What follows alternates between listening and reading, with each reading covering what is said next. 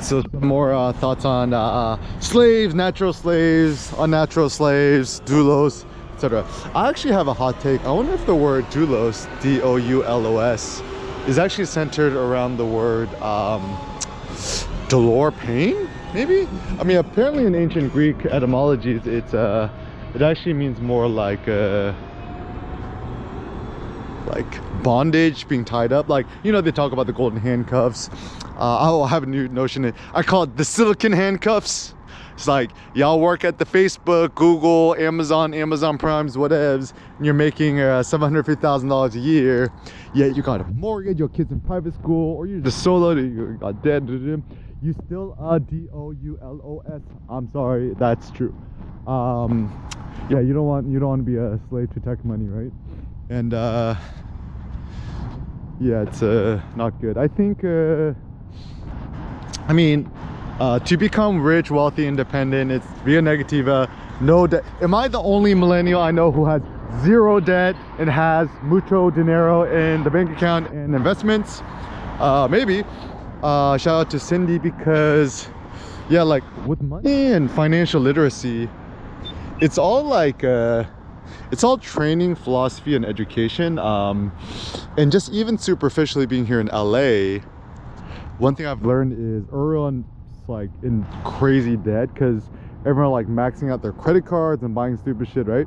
So my proud moment, the Kim strategy, in my whole adult life, I have never spent more than $3,500 USD on any car or automobile. The last car that I got for free, the best car to get is free, just get it hand me down from the family or friends or relatives, or like super effing cheap, right? Got the family Prius for free, free 99, right? And maybe I spent what, $3,000 for a new catalytic converter, $300 for a new $3,000 on a new catalytic converter, $300 on a new catalytic converter shield, maybe like $2,500 on the ABS, and boom, got a brand new car for not much money. Okay, another fun fact: do not get an Audi A3, Q3, whatevs. I done seen both of my apartment mates had to service them in. It's probably a sign and a signal that they are not reliable. It's just don't forget, guys, an Audi is just essentially a Volkswagen Beetle, right? And a Lamborghini is essentially an Audi with a body kit, and a Porsche is essentially a Volkswagen Beetle turbo, you know, on steroids. And even a Bentley, it's just like a really nice Volkswagen Passat. And even Ducati is owned by Volkswagen. They own everything. Yeah, don't drive a foreign. Oh, so anyways, talking about the, you know, so yeah, like, I mean, honestly, like, I mean, like, it's certainly critical to have a debit card, because, you know, so many financial transactions nowadays require you to have, you know, some sort of, you know, Visa, you know, something like that. So I'm not about abolishing that. Like, I think the issue with a lot of these like crypto anarchists is that they want to demolish the financial institution. But I'm currently watching the Read the Future kind of thing on the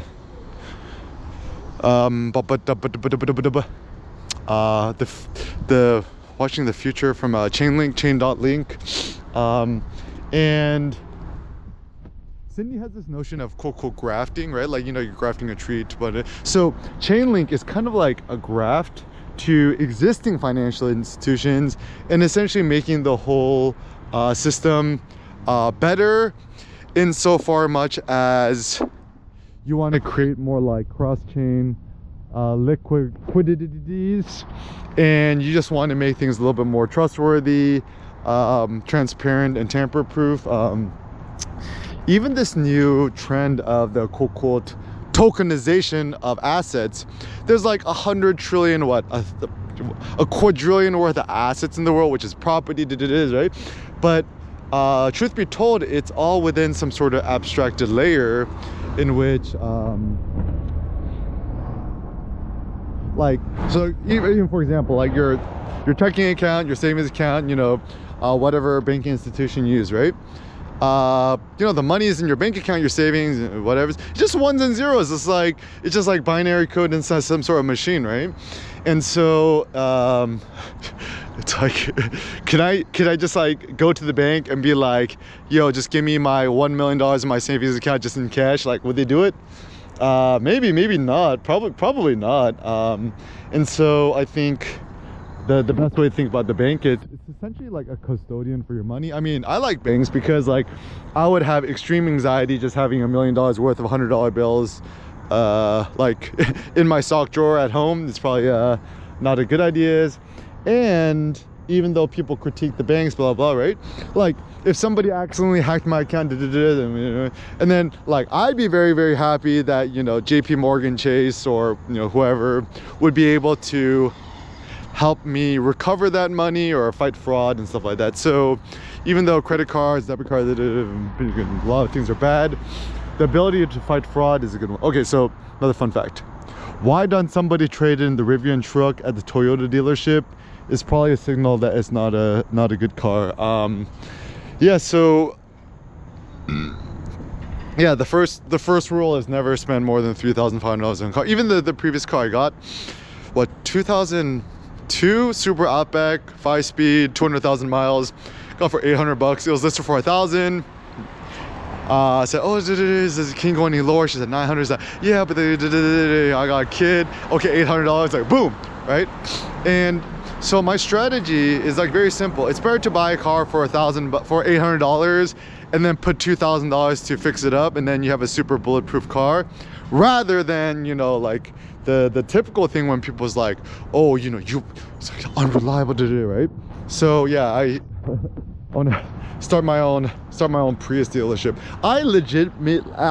I legitimately believe. Oh, shout out to 911 Hybrid Valentine in Garden Grove, Orange County. Highly recommended. That's where I got my stuff done, right? So anyways, so the thought is, you know, if you want to be intelligent with your monies, I legitimately think that every person, at least in LA, whatevs, right? Best car, bar none, 2010 Prius. Like, doesn't really even matter what color you get, just get whatever color is available. I mean, white is easiest because it is easiest to keep clean, but any color is fine. And you know, just make sure the oils change, whatever. I mean, even though I'm a huge fan of Tesla Model 3, it is like, I mean, at least, I mean, I might buy one in the future, but now I have zero interest because even like, you know, the difference between a hybrid, plug-in prime, etc. is I mean, I don't 100% know, but my theory is, if you have so let's say the difference between a Prius versus a Prius prime plug-in or what is, right? If you have the plug-in prime thingies, technically there's more components that could break, I think. So in some ways, having just a normal hybrid might be better. I mean, the promise of having a plug-in prime, you know, plug-in hybrid car, right, is that especially nowadays, what you could go like, let's say 20 to 50 miles on just the battery alone. And that's smart because, now, if you live in LA and you don't drive for more than 5 minutes a day, technically you'll never have to pay for gas for the rest of your life, which is kind of a good thought. But you know, alas, you just gotta keep it simple, right? So just get a used 2010 Prius, you know, buy on Craigslist, owner owned it is, and fix it. Actually, so my sister-in-law got the new Prius, the new Prius, the one that looks like a Porsche 911 from the back. And I think the design is super cool. The cockpit is cool. It's a very cool car. Certain things I don't like about it, it almost looks too aerodynamic from the side. It kind of looks like a little silly. But the back looks great, it is, right? But I opened the trunk is effing tiny. Like it's not a Prius Lambo truck no more. I call it the Prius Cybertruck, right? Oh yeah, just go on Dolly 3, pay for the monies for the ChatGPT premiums, design me a Toyota Prius inspired by Cybertruck, and it's pretty cool what it makes. And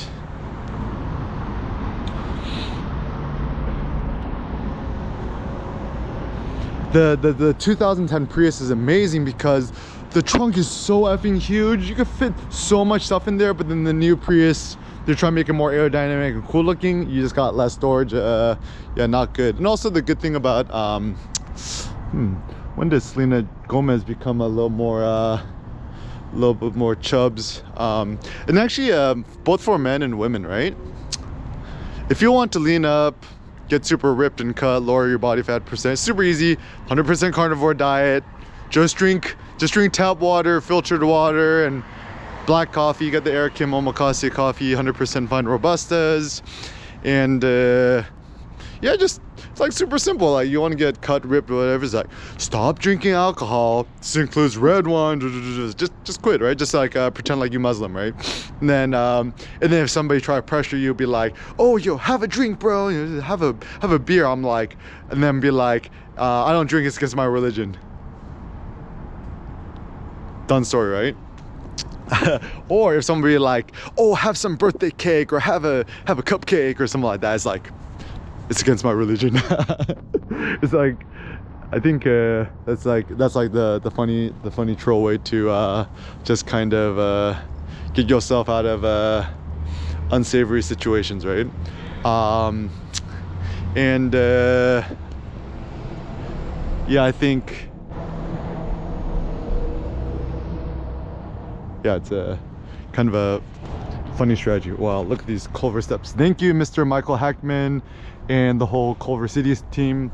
I'm living paradise, right? So anyways, oh yeah, so just don't waste money on a car. Did 100% pedestrian. And I'm actually starting to think more and more, right? Like, yeah, renting could really be so much better than owning, because like, okay, you know, we're renting a nice ass apartment today, right? I'm just trying to keep the place clean, and we just have one bathroom, right? And it's still a full-time job for me to just keep the bathroom clean, right? And so as a consequence, you got to consider maintenance, right? So the reason why, you know, getting either a Tesla or a Prius or whatevs or a hybrid is so good is that, like, minimum maintenance lifestyle seems to be the most intelligent lifestyle, because to maintain means to narrate, to hold. Like ultimately the goal is for us to be free, work out, lift weights, you know, talk nonsense, vlog, you know, do hot yogas, barre, whatevs, instead of just like, you know, being a slave to your house. Even everyone I know who typically buys a home, like my millennial friends or other people's, right? They always talk about, oh, I gotta open up the kitchen, you get a new countertop. Like, man, this is just set and forget it. And the problem is, even if you're a trillionaire and you hire all these private contractors, the big downside is, you know, you still have to correspond with them. They late, they're overcharging you, and this is also pro tip. You ever want to get anything done in your house, right? Or whatevs, contractor quotes you 6 months. 6 months, that's probably like 1.8 years, right? Or say, oh, I'll finish it in a week. A week probably means 2 months. They say it'll take me a year to build this. I think it's gonna be 5 years. So always add extreme buffer to whatever people quote you on, because it seems that the truth of the matter is,